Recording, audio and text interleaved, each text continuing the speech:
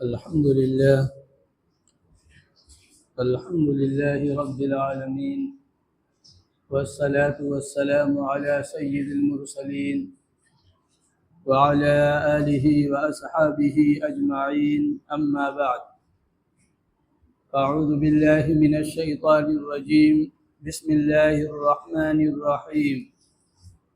والفجر وليال عشر والشفع والوتر والليل إذا يسر هل في ذلك قسم لذي حجر. فقال النبي صلى الله عليه وسلم: يا أبا سفيان، جئتكم بكرامة الدنيا والآخرة، أو كما قال النبي صلی اللہ علیہ وسلم. قرآن کریم کے سورہ فجر کی ابتدائی چند آیتیں تلاوت کی ہیں اور آپ صلی اللہ علیہ وسلم کی ایک احادیث مبارکہ پڑھی ہے. اللہ تبارک و تعالی دونوں کی روشنی میں حق بات کہنے کی اور ہم سب کو اس پر عمل کی توفیق عطا فرمائے. ذی الحجہ کا مہینہ شروع ہو چکا ہے اور اس مہینے کے جو ابتدائی ایام ہیں ان کے تعلق سے احادیث مبارکہ میں کچھ احکامات ہیں جو آپ صلی اللہ علیہ وسلم نے دیے ہیں. وہ احکامات بیان کیے جائیں گے، لیکن مجموعی طور پر ابتدائی جو 10 ایام ہیں، یکم ذی الحجہ سے لے کر اور 10 ذی الحجہ تک، ان کے متعلق آپ صلی اللہ علیہ وسلم نے فرمایا کہ ان میں سے ہر روزہ، 10 کو تو آپ نہیں رکھ سکتے اس لیے کہ 10 یہ بقرعید کا دن ہے اور اس دن روزہ رکھنا حرام اور ناجائز ہے، تو یہ 9 دن ہوئے. ان 9 دنوں میں ہر روزہ 1 سال روزوں کے برابر ہے ثواب کے اعتبار سے. اور یہ حدیث امام ترمذی رحمۃ اللہ علیہ نے نقل کیا ہے. اور اس کے بعد دوسری چیز آپ صلی اللہ علیہ وسلم نے فرمائی کہ ان راتوں میں، یعنی اب وہ راتیں 10 ہو گئیں، دن تو 9 ہوئے اس لیے کہ 10ویں دن روزہ رکھنا ناجائز ہے، لیکن راتیں 9 ہو گئیں، راتیں 10 ہو گئیں. تو ان 10 راتوں میں جس رات بھی اللہ تبارک و تعالی ہمت دے دے، توفیق دے دے، اپنے سامنے کھڑا کر لے، تو راتوں میں عبادت کرنے والا ثواب کے اعتبار سے ایسا ہے جیسا کہ اس نے لیلۃ القدر میں عبادت کی ہو. تو راتیں بھی بڑی قیمتی اور جو دن ہیں یہ بھی بڑے قیمتی ہیں. اور یہ وہ ایام ہیں کہ اس میں اللہ تبارک و تعالی نے خاص طور سے 2 عبادتیں ایسی مشروع فرمائی ہیں جو دوسرے کسی ایام میں انجام نہیں دی جا سکتی. ایک ہے قربانی اور اس کے بعد دوسرا حج، جو انہی ایام میں انجام دیا جاتا ہے. آپ غور کریں کہ نماز، مثلاً جو فرض نمازیں ہیں وہ آپ پڑھتے ہیں، آپ سوچیں ہم مزید نمازیں پڑھیں تو نوافل کی شکل میں موجود ہے، آپ خوب پڑھیے، کوئی رکاوٹ نہیں ہے. اسی طرح روزہ 1 مہینہ رمضان المبارک کا اللہ تبارک و تعالی نے فرض قرار دیا، لیکن اگر کوئی سوچے ہم مزید رکھنا چاہیں تو میدان کھلا ہوا ہے 11 مہینے، آپ روزہ رکھیے. زکوٰۃ سال میں 1 مرتبہ صاحب نصاب پر فرض قرار دیا گیا، لیکن کوئی اللہ کے نام پر زیادہ خرچ کرنا چاہے تو نوافل کی شکل میں میدان کھول دیا. لیکن آپ بتلائیے قربانی ان 3 دنوں کے علاوہ کوئی سوچے کہ بھائی ہم قربانی کا عمل انجام دیں تو کیا نفلی قربانی موجود ہے؟ نہیں موجود ہے. وہ صدقہ کہلائے گا کہ بھائی آپ نے بکرا جو ہے ذبح کیا اور اس کا گوشت غریبوں کو کھلا دیا یا کسی کو دے دیا تو اس کا ثواب ملے گا، لیکن قربانی نہیں کہلائے گی.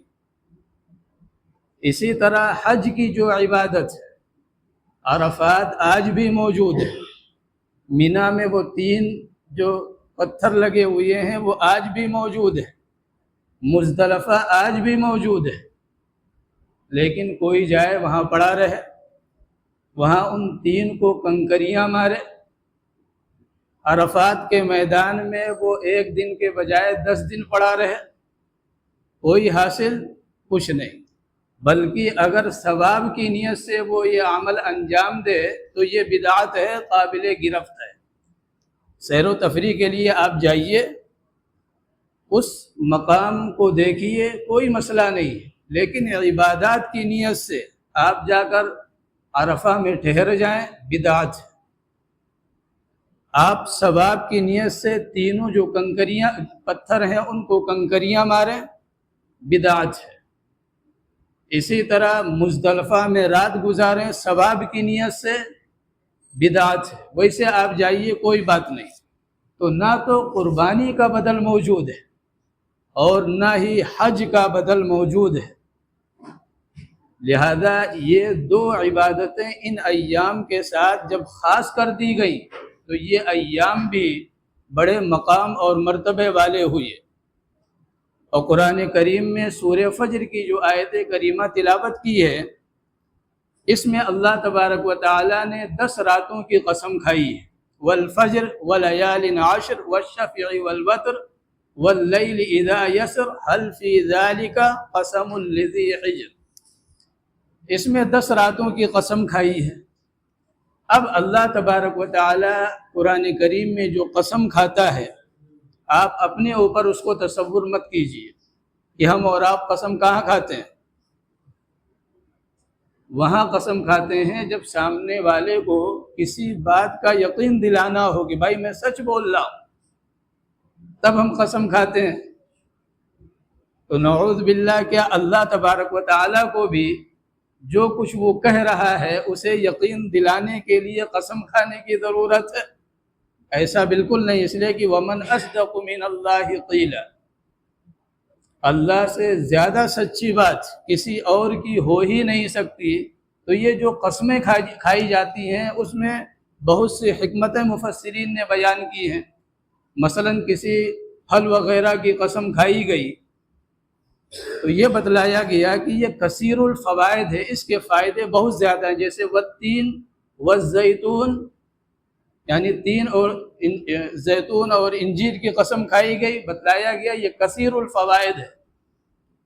کہیں اللہ نے وقت کی قسم کھائی ہے، والعصر ان الانسان لفی خسر، یہاں وقت کی اہمیت بتلائی ہے کہ وقت جو تم ضائع کرتے ہو یہ وقت اتنا قیمتی ہے کہ اسی وقت کو صحیح استعمال کر کے جنت میں اپنا مقام بنا سکتے ہو، اور اسی وقت کو غلط استعمال کر کے تم جہنم کا ایندھن بن سکتے ہو۔ لہذا وقت کی قدر پہچانو۔ کہیں کسی اور مقصد کے لیے قسم کھایا جاتا ہے، تو یہاں جو 10 راتوں کی قسم کھائی ہے، ان 10 راتوں کے مقام اور مرتبے کو بیان کیا ہے۔ اب یہ 10 راتیں ہیں کون سی؟ مفسرین کی ایک بڑی جماعت یہ بات بیان کرتی ہے کہ ان 10 راتوں سے ذی الحجہ کے جو ابتدائی 10 راتیں ہیں وہ مراد ہیں۔ لہذا جب اللہ نے قسم کھا کر آگے بات کی ہے تو ان راتوں کی اہمیت قرآن کریم خود بیان کر رہا ہے کہ یہ راتیں بڑی قیمتی ہیں، اور مزید یہ کہ اللہ کے نبی صلی اللہ علیہ وسلم نے جب یہ بات واضح طور پر بیان کر دی کہ ہر رات کی عبادت یہ ثواب کے اعتبار سے لیلۃ القدر کی عبادت کے برابر ہے، مسئلہ ہی حل ہو گیا۔ اب مزید شکوک و شبہات کی کوئی گنجائش ہی نہیں رہی۔ لہذا یہ دن بھی قیمتی اور راتیں بھی قیمتی۔ مزید چلیے، جو 9 ذی الحجہ ہے، یعنی روزہ بتلایا گیا، ایک روزہ 1 سال کے روزوں کے برابر ہے۔ رات کی عبادت لیلۃ القدر کی عبادت کے برابر ہے۔ لیکن جو 9 آ رہا ہے جس کو ہم لوگ یوم عرفہ کہتے ہیں، یہ یوم عرفہ کے بارے میں آپ صلی اللہ علیہ وسلم نے فرمایا کہ جو شخص اس دن روزہ رکھے تو اللہ تبارک و تعالیٰ کی ذات سے یہ امید ہے کہ اس کے اگلے اور پچھلے 2 سال کے گناہوں کا کفارہ بن جائے گا۔ یعنی 2 سال کے جو گناہ ہیں یہ معاف ہو جائیں گے، لیکن گناہ کون سے؟ صغیرہ گناہ، بڑے گناہ نہیں۔ اللہ معاف کر دے، اسے کوئی روکنے والا نہیں۔ یفعل اللہ ما یشاء، اللہ جو چاہے کرے، کوئی روک ٹوک کرنے والا نہیں۔ لیکن جو اصول اللہ نے بنایا ہے، جو اسلام نے ہمیں تعلیم دی ہے، اس تعلیم کے روشنی میں کبیرہ گناہ بغیر توبہ کے معاف نہیں ہوتے۔ لہذا اس طرح کی جو باتیں آتی ہیں کہ آدمی وضو کرتا ہے تو اس کے جو اعضاء جوارح ہیں وہاں سے گناہ صاف ہو جاتے ہیں، وضو بنا کر گھر سے مسجد کی طرف چلتا ہے تو ہر قدم پر نیکی اور گناہ معاف ہوتے ہیں، نماز کے انتظار میں آدمی بیٹھا ہوا ہے، ثواب بھی مل رہا ہے، گناہ بھی معاف ہو رہا ہے۔ تو یہ جو بیان کیا گیا ہے، ان تمام سے صغیرہ گناہ مراد ہوتے ہیں، کبیرہ بغیر توبہ کے معاف نہیں ہوتا۔ یہ بات ذہن میں رکھیں۔ لہذا اس دن کے روزے کے بارے میں جو آپ صلی اللہ علیہ وسلم نے فرمایا کہ اگلے پچھلے 2 سال کے گناہوں کا کفارہ بن جائے گا، اس سے مراد صغیرہ گناہ ہے، نہ کہ کبیرہ گناہ۔ لیکن ہاں، آپ خود اندازہ لگائیے کہ جو آدمی روزہ رکھ رہا ہے، اللہ تبارک و تعالیٰ کے سامنے کھڑا ہوا ہے راتوں میں، تو اس کی جو دل کی کیفیت ہے وہ کیا ہے کہ بھائی میں نیک بننا چاہتا ہوں، مجھے اللہ کا قرب نصیب ہو جائے، اللہ تبارک و تعالیٰ کی بارگاہ میں میری رسائی ہو جائے۔ یہ تمام جذبات ہوتے ہیں۔ تو ان جذبات کے ساتھ گویا مفسرین نے یہ بات بیان کی ہے، ان جذبات کے ساتھ گویا یہ بات اس کے ساتھ لازم رہتی ہے کہ پچھلی جو زندگی ہے اس پر اس کو ندامت، پچھلی زندگی پر اس کو افسوس ہے۔ لہذا یہاں توبہ خود بخود اس کے درمیان ثابت ہو جاتا ہے جب صدق نیت سے بندہ رات میں کھڑا ہو گیا یا روزہ اس نے رکھ لیا۔ لہذا یہ 2 چیزیں، دن اور رات، یہ دونوں بڑے قیمتی ہیں، اور پھر عرفہ کا جو روزہ ہے یہ بھی بڑا قیمتی ہے۔ معاشرے کے اندر ایک شوشہ چھوڑا جاتا ہے، ذہن و دماغ میں ایک وسوسہ ڈالا جاتا ہے، اس وسوسے کو بھی دور کرنا ضروری ہے کہ مثلا بہت سے لوگ آ کر شکوک و شبہات میں اس طرح ڈالتے ہیں کہ بھائی عرفہ جو ہے یہ جس دن حجاج کرام میدان عرفات میں ہیں اس دن کا روزہ ہے۔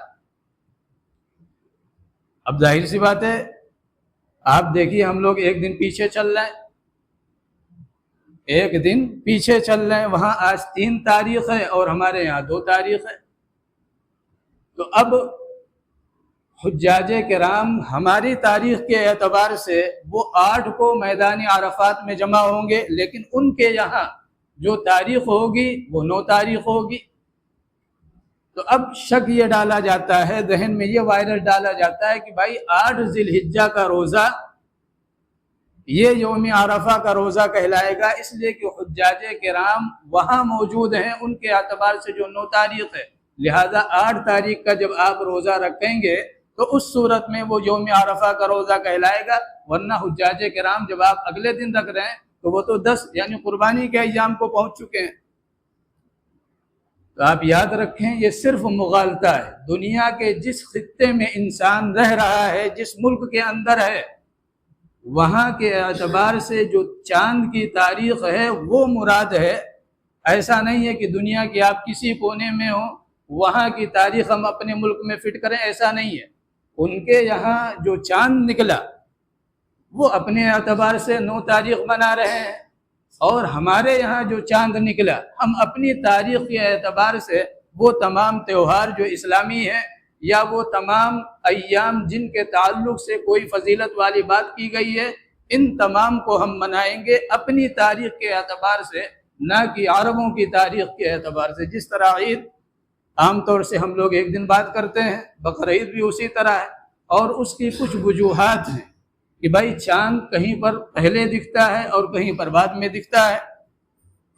لہذا آپ صلی اللہ علیہ وسلم نے جو فضیلت بیان کی ہے عرفہ کی، یہ عرفہ کا دن وہ مراد ہے جو ہمارے یہاں کے تاریخ ہے اس اعتبار سے جب روزہ رکھیں گے، نہ کہ ان کے اعتبار سے۔ اس کے علاوہ ان ایام میں چونکہ اللہ تبارک و تعالیٰ کو آپ صلی اللہ علیہ وسلم نے فرمایا کوئی بھی عبادت انجام دی جائے وہ دوسرے ایام کے مقابلے میں زیادہ پسندیدہ اور زیادہ محبوب ہے، لہذا کوشش یہ کرنی چاہیے کہ ان ایام میں نوافل کی کثرت ہو، یعنی فرائض تو ہیں ہی کہ فرائض کی ہم پابندی کریں، فرائض کو شرائط کے ساتھ ہم ادا کرنے کی کوشش کریں، نمازوں کو با جماعت مسجدوں میں ادا کریں، یہ ساری چیزیں ہوں۔ لیکن ان کے علاوہ جو اوقات ہیں، ان اوقات کو ہم لغویات اور فضول چیزوں میں، بیجا چیزوں میں بیٹھ کر آپس کے تبصروں میں، ان چیزوں میں نہ گزاریں، ہم ضائع نہ کریں۔ اس لیے کہ جو نوافل ہیں، ان نوافل کے بارے میں آپ صلی اللہ علیہ وسلم نے کئی طرح کی باتیں ارشاد فرمائی ہیں کہ مثلا ہم فرض نماز پڑھتے ہیں، کل میدان محشر میں جب ہمارے فرائض دیکھے جائیں گے تو اس میں جو شرائط ہے اس کے اندر اگر کمی کوتاہی ہے تو ان کی تلافی نوافل کے ذریعے سے کر دی جائے گی۔ بھائی اس کے فرائض میں کمی ہے، ٹھیک ہے، نوافل ہیں، ہاں نوافل ہیں، لے آؤ، تو ان نوافل کے ذریعے سے جو فرائض کے اندر کمی کوتاہی ہے وہ پوری کر کے فرائض کو مکمل کر دیا جائے گا۔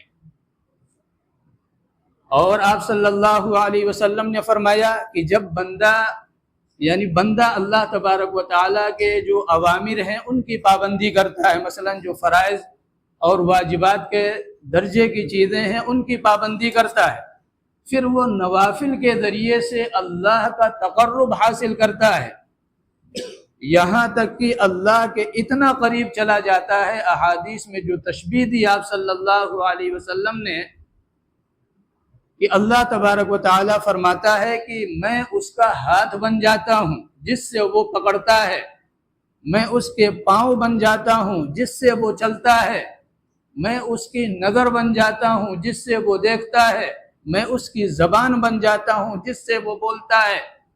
یہ حدیث قدسی ہے، یعنی اللہ تبارک و تعالیٰ کی طرف سے یہ بات اللہ کے نبی صلی اللہ علیہ وسلم نے بیان فرمائی۔ تو نوافل تو اللہ سے قرب اور تعلق کا ذریعہ ہے، اور پھر ان مبارک ایام میں اگر انجام دی جائیں تو یہ مزید تیزی کے ساتھ کام کریں گی۔ لہذا ہم فضول اور لغو چیزوں میں ان اوقات کو ضائع نہ کریں، جو بھی وقت ملے ہم بیٹھ کر اللہ کا ذکر کریں، کلمے کا ورد کریں، درود شریف ہم پڑھیں، یا اس کے علاوہ جو تکبیر تشریق ہے جو 9 ذی الحجہ کے فجر سے 13 کے عصر تک یعنی 5 دن چلے گی،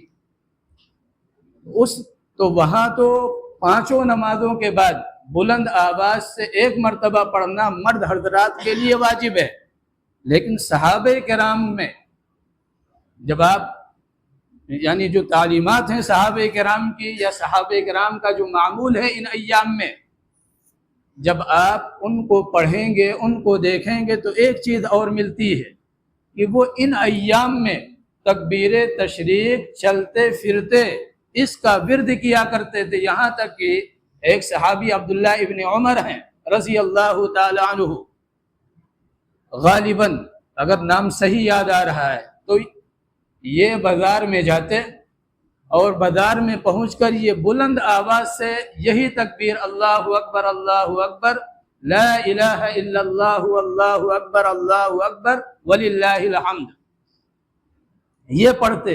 ان کے اس جواب میں جو بازار والے ہوتے وہ یہی تکبیر پڑھتے، یہاں تک کہ پورا بازار تکبیر تشریق سے گونج اٹھتا۔ یہ نماز کے علاوہ کی بات ہو رہی ہے۔ تو صحابہ کرام ان ایام میں جو 5 دن ہم اور آپ ہر نماز کے بعد تکبیر پڑھتے ہیں، یہ عام طور سے وہ چلتے پھرتے پڑھا کرتے تھے، لہذا اس کا بھی ورد زبانوں پر ہونا چاہیے، اس لیے کہ یہ جو ایام ہیں یہ ایام اللہ تبارک و تعالیٰ کی حمد، اس کی عظمت، اس کا تقدس، ان تمام چیزوں کے بیان کرنے کے لیے خاص کیا گیا ہے۔ آپ دیکھیے حجاج کرام کو، یہ جو ایام چل رہے ہیں ان میں حجاج کرام جو ان کے زبانوں پر ہے، اس میں کہ ہمہ وقت وہ اللہ تبارک و تعالیٰ کی حمد، اللہ تبارک و تعالیٰ کی پاکیزگی، اللہ تبارک و تعالیٰ کی تحمید و تسبیح، ان چیزوں میں وہ لگے ہوئے ہیں۔ تو یہ ایام اللہ نے اپنی حمد و کبریائی کے لیے خاص کیا ہے، لہذا وہ الفاظ جو اللہ کے حمد و ثنا کو بیان کرتے ہوں، یہ اس پر کیا ہے، ہمیں اور آپ کو توجہ دینی چاہیے کہ وہ الفاظ خاص طور سے زبانوں پر ہم چڑھائیں جس میں اللہ کی تعریف ہو، اللہ کی حمد و ثنا ہو، اس کے کبریائی کا بیان ہو، اس کی وحدانیت کا بیان ہو، یہ چیزیں زبان پر ہوں، نہ کہ بیٹھ کر ہم 2-4 آدمی بیٹھ گئے اور تیسرے کی بات شروع کر دیں۔ یہ سب ان ایام میں مناسب نہیں، پورا سال پڑا ہوا ہے۔ اطمینان رکھیے، وقت ملے گا اس میں بیٹھ کر جو کرنا ہوگا آپ اطمینان سے کریے، لیکن ان ایام کو قیمتی بنائیے۔ اس کے علاوہ ایک مسئلہ اس میں اور بیان کیا جاتا ہے، لیکن اب وہ دن گزر گیا، جو جانتے ہیں وہ ہوں گے کہ چاند نکلتے ہی جو حضرات صاحب نصاب ہیں جن کے اوپر قربانی واجب ہے، تو ان کے بارے میں یہ آتا ہے کہ بھائی ثواب کی چیز ہے، مستحب ہے کہ وہ بال اور ناخن وغیرہ یہ چیزیں نہ کاٹیں۔ یہ چیزیں کب کاٹیں؟ جب قربانی کا جو عمل ہے وہ انجام دے لیں، اس کے بعد ان چیزوں سے فارغ ہوں، لیکن یہ صرف مستحب ہے۔ احادیث مبارکہ میں اللہ کے نبی صلی اللہ علیہ وسلم نے اس کی تعلیم دی ہے، تو یہ مستحب عمل ہے، کوئی کرے تو ثواب ہے، کوئی نہ کرے گناہ کوئی نہیں ہے، یہ بات ذہن میں رہے۔ یہ عام طور سے معاشرے کے اندر اس پر ٹوکا ٹاکی بڑی ہوتی ہے، بھائی آپ کو قربانی کرنی تھی، آپ نے ایک پتہ چلا آدھا گھنٹہ اسی میں ضائع ہو گیا بات کرنے میں۔ تو سیدھی اور صاف بات یہ ہے کہ یہ مستحب عمل ہے، بھائی آپ کریں گے ثواب ہے، نہیں کریں گے کوئی مسئلہ نہیں۔ جیسے تو جو چیزیں جس درجے کی ہیں آپ وہیں رکھیے نا، آپ وہیں رکھیے، نہ کہ اس کو بڑھا کر فرائض سے آگے لے کر چلے جائیے۔ مستحب عمل ہے، اگر کوئی کرے گا تو ثواب ہے، اور اگر نہیں کر رہا ہے تو وہ قابل ملامت نہیں ہے، نہیں کر رہا اس کو ثواب نہیں چاہیے، آپ کو چاہیے آپ کریے۔ لیکن ایک بات اور یاد رکھیں کہ یہ عمل اس کے لیے مستحب ہے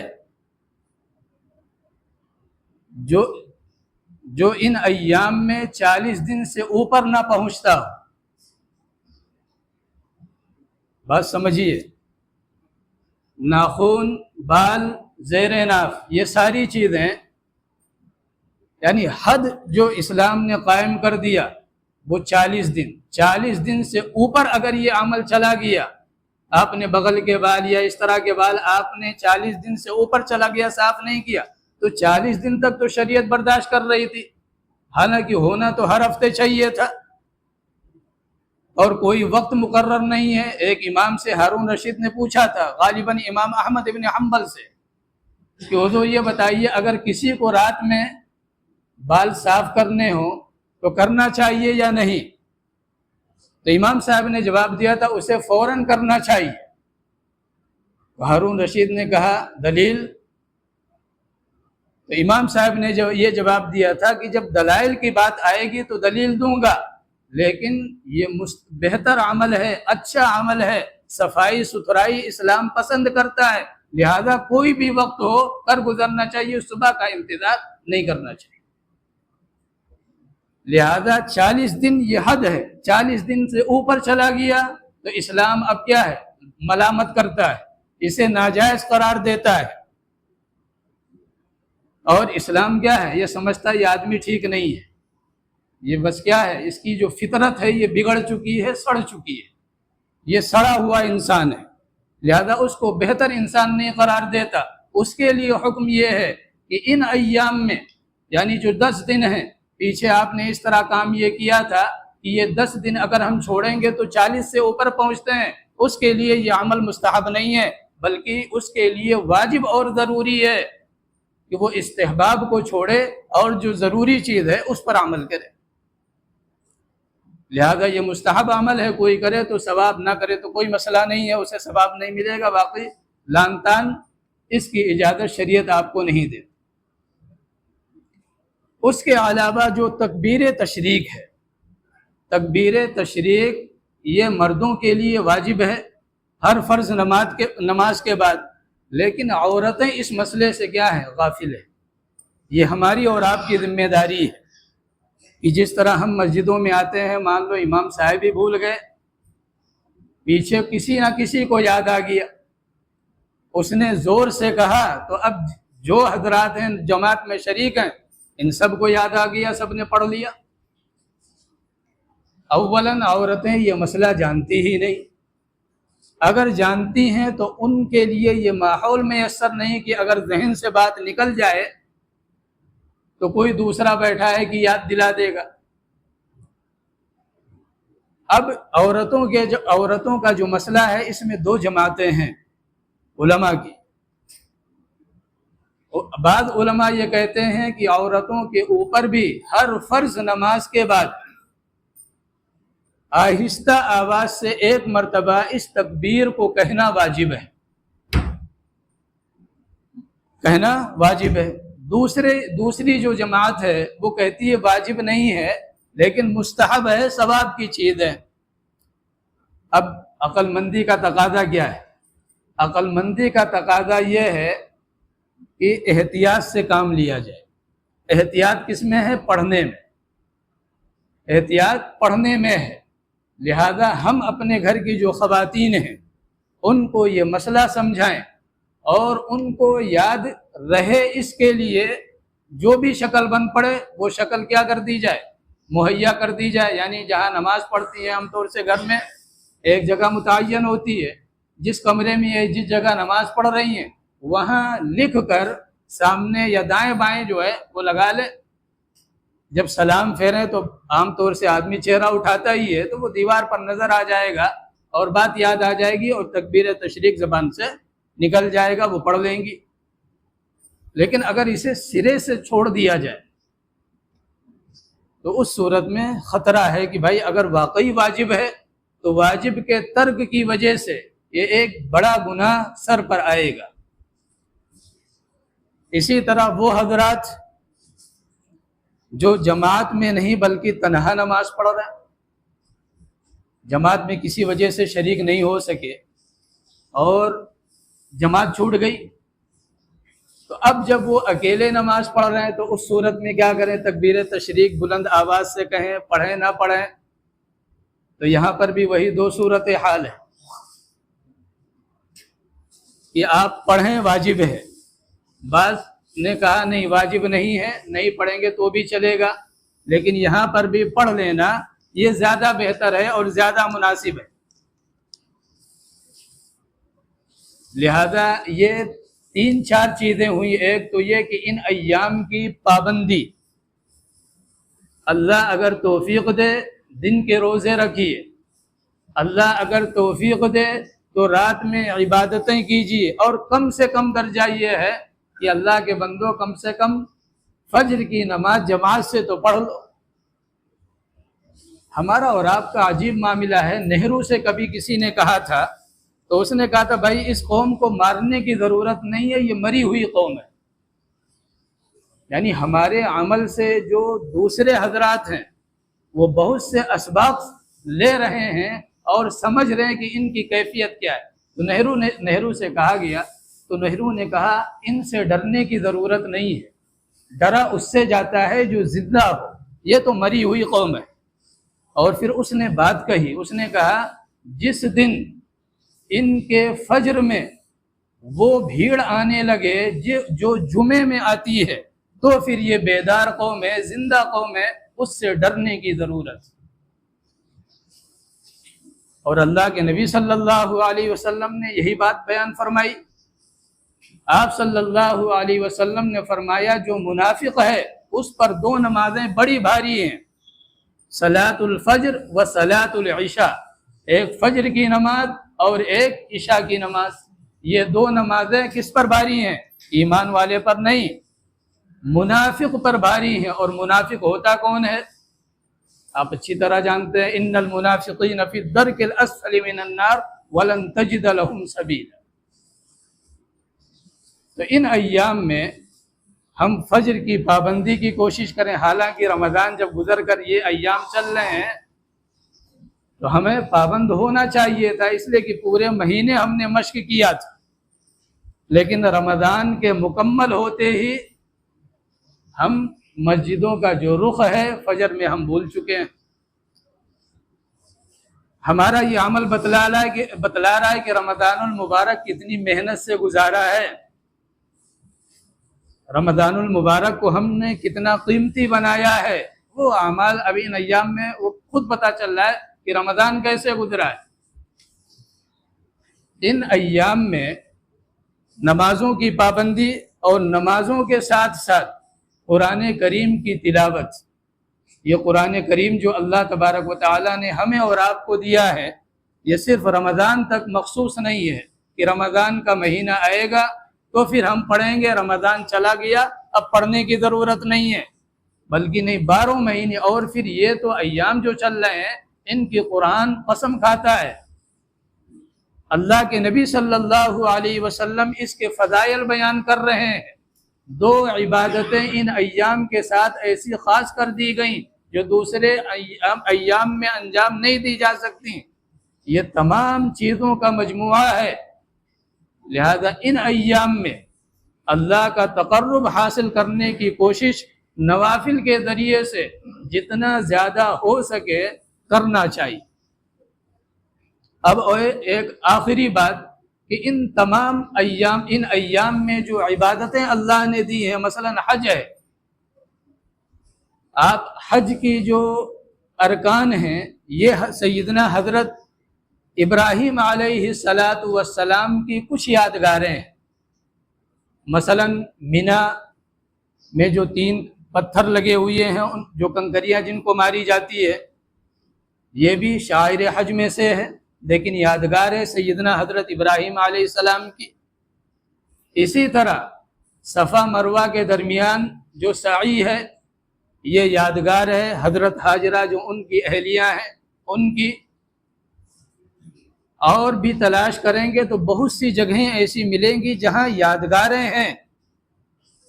آنے والا جو بقرعید کا تہوار ہے، اس بقرعید کے تہوار کو ہمیں جو آپ کو اللہ تبارک و تعالیٰ نے دیا ہے، یہ کس کے عوض ملتا ہے؟ جیسے دوسری قومیں جو مناتی ہیں وہ اپنے باپ داداؤں کی تاریخ مناتی، مثلا ہمارے باپ اس دن تخت نشین ہوئے تھے لہذا وہ ایک یادگار دن ہے، عید مناتے ہیں، خوشیاں مناتے ہیں۔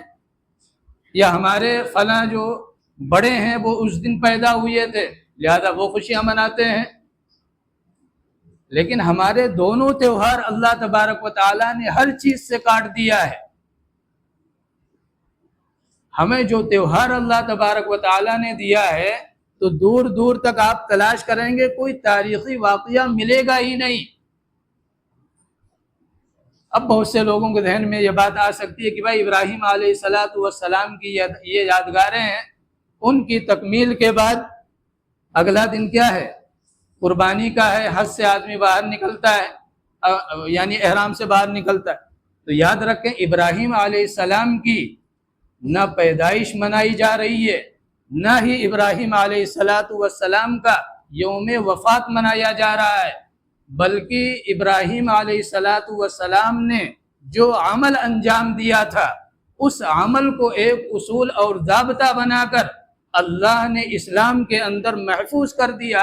آنے والے قیامت تک جتنے انسان ہیں ان تمام کو اس سے ایک سبق دیا، لہذا وہ یادگار بنایا کہ ابراہیم علیہ السلام نے مینا میں جو کنکریاں ماری ہیں یہ کنکریاں کن بنیادوں پر ماری ہیں یہ یاد رکھنا۔ ہاجرہ یہاں صفا مروہ کے درمیان دوڑی ہیں، دوڑ کیوں لگائی ہے اس کو یاد رکھنا، سبق دیا ہے۔ یہ نہیں کہ حضرت ہاجرہ کی ولادت یہاں ہوئی تھی، وفات یہاں ہوئی تھی لہذا ہم خوشیاں نہیں۔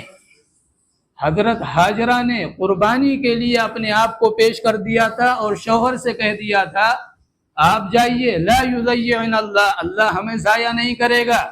ابراہیم علیہ السلام نے کنکری مارتے ہوئے یہ کہا تھا تو مردود ہے، تو ہمیں اللہ کے حکم سے بہکانے کی کوشش کر رہا ہے۔ لہذا یہ دونوں یادگاریں ایک اصول بنا کر امت مسلمہ کو اللہ تبارک و تعالی نے دیا کہ ابراہیم کے اس عمل سے جو سبق مل رہا ہے وہ یاد رکھنا وہ ضروری ہے کہ اللہ کے نام پر سب کچھ قربان۔ اللہ جب مطالبہ کرے تو چون چرا کی گنجائش نہیں، چاہے وہ بیٹا ہو، چاہے اپنی ذات ہو، چاہے بیوی بچوں کی جدائی۔ اس کے علاوہ آپ دیکھیے جو عید الفطر اللہ تبارک و تعالی نے دیا ہے، عید الفطر کے آگے پیچھے کوئی چیز ہے؟ جنگ بدر ہوا ہے تقریباً 17 یا 19 رمضان کو، عید آ رہی ہے کب؟ اس کے 20 یعنی 11-12 دن کے بعد۔ بھائی بدر کے ساتھ جوڑ دیتا اللہ تبارک و تعالی کہ 313 نے وہ تاریخ لکھی کہ ساری دنیا کی نگاہیں اس جزیرۃ العرب کی طرف چلی گئیں کہ وہاں کوئی ایک طاقت ہے جو رونما ہو رہی ہے، جس نے 1000 مسلح لوگوں کو شکست دیا ہے اور ایک تاریخ رقم کی۔ بہت بڑا دن تھا۔ اللہ کے نبی نے فرمایا بدر میں جتنے شامل ہیں یہ تمام مغفور ہیں، یہ جو کچھ کریں اللہ نے ان کی مغفرت کر دی ہے، اور بدریین کے برابر کوئی دوسرا صحابی ہو نہیں سکتا جو بدر میں شامل تھے۔ بڑے فضائل بیان کیے گئے ہیں اور انہی فضائل کو سن کر حضرت انس نے یہ بات کہی تھی کہ ہائے ہم رہ گئے، اگر اللہ نے کوئی موقع دیا تو ہم دکھائیں گے، ہمارے جو جذبات ہیں وہ ہم سامنے لائیں گے۔ اور احد کے میدان میں انہوں نے جو کارنامہ انجام دیا ہے کہ ان کی بہن نے ان کے انگلی کے پوروں سے پہچانا ہے، اس طرح تیر تلوار کا زخم اور میدان کے اندر کودے ہیں۔ اور قرآن نے کہا من المؤمنین رجال صدقوا ما عاهدوا الله علیہ فمنهم من قضى نحبه ومنهم من ينتظر وما بدلوا تبدیلا۔ یہ ان کی تعریف اللہ نے کی کہ ایمان والوں میں سے بعض وہ ہیں جنہوں نے اپنا وعدہ پورا کر دیا، جو کہا تھا اسے سچ کر دکھایا۔ تو یہ بہت بڑا دن تھا، اللہ جوڑ دیتا عید الفطر کے ساتھ نہیں۔ کب دیا؟ جب 1 مہینہ ہم روزہ رکھتے ہوئے آ رہے ہیں اور اس روزے کی جب تکمیل ہوئی ہے، روزہ جب پورا ہوا ہے تو اب اگلے دن اللہ تبارک و تعالی نے فرمایا اب خوشی منا لو۔ کیا سبق دیا؟ سبق یہ دیا تمہارے باپ دادا کچھ بھی ہوں، تمہارے باپ دادا کی تاریخ بڑی سنہری ہے، ان پر فخر کا تمہیں حق ہے، لیکن تمہارے لیے جو نجات کا ذریعہ اور سبب ہے وہ آباء و اجداد کا عمل نہیں بن سکتا۔ اگر تم نجات پاؤ گے تو اپنے عمل کی بنیاد پر، لہذا اپنے آپ کو اعمال سے مزین کرو، آباء و اجداد کے اعمال پر تکیہ مت کرو۔ آپ صلی اللہ علیہ وسلم کی واضح حدیث موجود ہے حضرت فاطمہ سے کہ بیٹی یہ نہ سوچنا میں محمد کی بیٹی ہوں، عائشہ یہ نہ سوچنا میں محمد کی بیوی ہوں۔ یہ اللہ کے نبی صلی اللہ علیہ وسلم ہمیں اور آپ کو پیغام اور سبق دے کر گئے ہیں، لیکن آپ دیکھیے بہت سی چیزیں بڑے افسوس کے ساتھ کہنی پڑ رہی ہیں کہ بہت سی چیزیں ہیں جو وراثت میں چل رہی۔ اب تقوی اور پرہیزگاری یہ بھی وراثت میں چل رہا ہے، برا نہ مانیے گا لیکن معاشرہ اسی طرح چل رہا ہے۔ اب باپ متقی تھا، اس نے محنت کی، اللہ کا ولی بن گیا، اللہ کا تقرب اس نے حاصل کر لیا، بیٹے نے بھی مجاہدہ کیا اور وہ بھی اللہ کا قرب حاصل کر گیا، کوئی بات نہیں، باپ بھی ولی، بیٹا بھی ولی، دادا بھی ولی، پر دادا بھی ولی، لیکن باپ نے تو محنت کی، وہ واقعی متقی پرہیزگار تھا، اور بیٹا کیا ہے आवारा किस्म का है, लुच्चा लफंगा है, ज़बान उसकी सही नहीं, उसके आमाल सुन्नत के मुताबिक नहीं, लेकिन बाप के मरते ही क्या है, तख्त नशीन हो गया। ये तकवा कहाँ से आ गया इतनी जल्दी? वो रात ऐसी चीज़ तो है नहीं कि रातों रात अल्लाह ने जो है मुंतकिल कर दिया हो। जिंदगियां गुजर जाती हैं, तब जाकर अल्लाह का तकर्रुब और अल्लाह तबारक व तआला की कुर्बत हासिल होती है। लेकिन ये क्या है, तकिया भाई हमारे बाप ऐसे थे और ये ऐसे थे और वो ऐसे थे। माशरे के अंदर देखिए बहुत सी वीडियोज इस वक्त जो आ रही हैं कि फलां के धोबी का इंतकाल हुआ, एक धोबी का इंतकाल हुआ, उसने कहा हम फलां के मुरीद हैं। अब मुनकर नकीर क्या, कब्र छोड़कर भाग गए। कहाँ की बातें और किस तरह बातें और किस तरह आवाम को गुमराह किया जा रहा है। लेकिन इस्लाम क्या तालीम दे रहा है कि याद रखना, तुम्हारे आबाओ अजदाद के आमाल तुम्हें बचा नहीं सकेंगे अगर तुम्हारे अपने आमाल दुरुस्त नहीं है। हज़रत याकूब अलैहिस्सलाम की कहानी जहाँ पिछले हफ्ते बयान की गई थी कि इब्राहिम अलैहिस्सलाम ने जब खाने काबा की तामीर की है तो अब दुआएं दुनिया भर मांगी हैं, सारी दुआएं कबूल हुई हैं। उसी के मुत्तसिलन बाद यानी पहले पारे के जो हाफिज़ी कुरान है और 10 वरक़ वाला, उसके 19वें सफ़े में अल्लाह याकूब अलैहिस्सलाम का एक दर्द बयान कर रहा है कि जब उनके मरने का वक्त करीब हुआ तो उन्होंने अपने तमाम बच्चों को बुलाया। तमाम बच्चों को बुलाने के बाद याकूब अलैहिस्सलाम ने उन बच्चों से सवाल किया, मा तअबुदून मिन बादी, बेटो ये बताओ कि मेरे बाद तुम किसकी इबादत करोगे। भाई तसव्वुर आप कीजिए कि याकूब अलैहिस्सलाम खुद नबी, उन्हीं के बेटे यूसुफ अलैहिस्सलाम नबी, और उसके बाद नबूवत का एक लंबा सिलसिला इस खानदान में चला है। लेकिन याकूब अलैहिस्सलाम ये सवाल कर रहे हैं, मा तअबुदून मिन बादी, बेटो मैं जा रहा हूँ, मेरा वक्त पूरा हो गया है, कम से कम मुझे यह बतलाओ ताकि मैं तसल्ली से जा सकूं। मा तअबुदून मिन बादी, मेरे बाद तुम किसकी इबादत करोगे। बेटों ने जवाब दिया, नअबुदु इलाहका व इलाह आबाइका, हम आपके और आपके जो आबाओ अजदाद गुजरे हैं, इसहाक अलैहिस्सलाम, इब्राहीम अलैहिस्सलाम, इनका जो रब था हम उसे अपना रब मानेंगे। यहाँ सवाल उठता है कि याकूब अलैहिस्सलाम ने ये सवाल किया क्यों? याकूब अलैहिस्सलाम के जहन में ये बात क्यों आई, बच्चों से ये वादा क्यों लिया? पीछे आप जब जाएंगे तो आपको एक कहानी नजर आएगी कि याकूब अलैहिस्सलाम के बेटे यूसुफ अलैहिस्सलाम, इनको भाइयों ने कुएं के अंदर डाला और मुख्तलिफ मराहिल से गुजरते हुए ये मिस्र के अंदर पहुंचे और मिस्र में एक वक्त आया कि ये बादशाह बन गए। लेकिन मिस्र में जो अक्सरियत है वो दूसरे धर्मों की है। ये लोग हिजरत करके आए हैं, ये खानदान छोटा है और वहाँ जो दूसरे अक़वाम हैं, दूसरी चीज़ों के पूजने वाले मानने वाले, उनकी अक्सरियत है। याकूब अलैहिस्सलाम को ये डर लगा हुआ है कि कहीं ऐसा ना हो कि ये अक्सरियत के जो असरात हैं वो कबूल कर लें, अक्सरियत के जो मामलात हैं उनसे ये मुताअस्सिर होकर ये उनके खुदाओं को रब न मान लें। ये याकूब अलैहिस्सलाम को फिक्र है कि मेरे बेटे जो हैं ये क्या होने चाहिए, ये तौहीद परस्त होने चाहिए। तो ये एक बाप का दर्द कुरान ने बयान किया है। यानी इस वक्त जो हमारे मुल्क की सूरत हाल है कि यहाँ मुख्तलिफ मज़ाहिब के लोग हैं, मुसलमान हैं तो बहुत बड़ी तादाद में, लेकिन बहरहाल दूसरी कौमों से कम हैं। तो याकूब अलैहिस्सलाम ने जो ये काम किया है, ये जो सवाल किया है, कुरान ने यूं ही बयान नहीं किया है, बल्कि जब माहौल और माशरा ऐसा हो तो वहाँ बच्चों के ईमानियात की फिक्र करना ये बाप की पहली जिम्मेदारी है।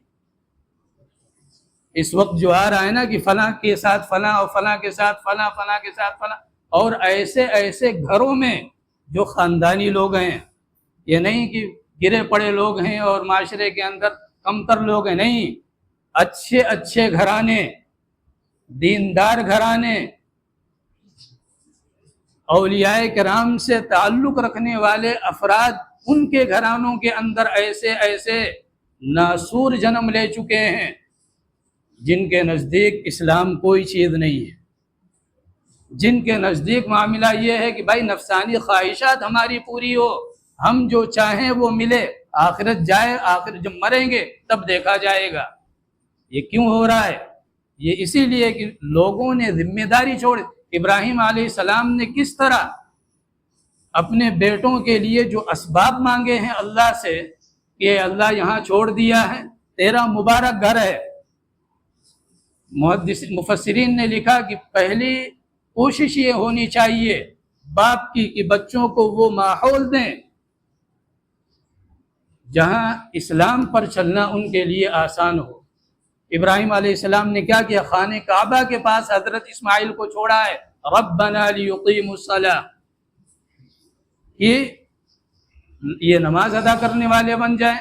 ابراہیم علیہ السلام نے مزید جو دعا کی ہے، وَجْنُبْنِي وَبَنِيَّ أَن نَّعْبُدَ الْأَصْنَامَ، اے اللہ بتوں کی عبادت سے میری نسل کو بچا لے۔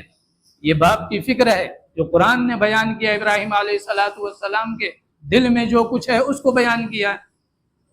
لیکن ہم اور آپ کیا ہیں؟ بڑے اطمینان سے بیٹھے ہوئے ہیں، ساری دنیا محنت کر رہی ہے اور محنت کر کے وہ آج یہاں پہنچ گئی کہ جو چاہے، جس طرح چاہے، جو چاہے وہ قانون بنائے، لے کر آئے، آپ کی جائیدادیں ہڑپ کے چھین لے، کوئی مسئلہ نہیں۔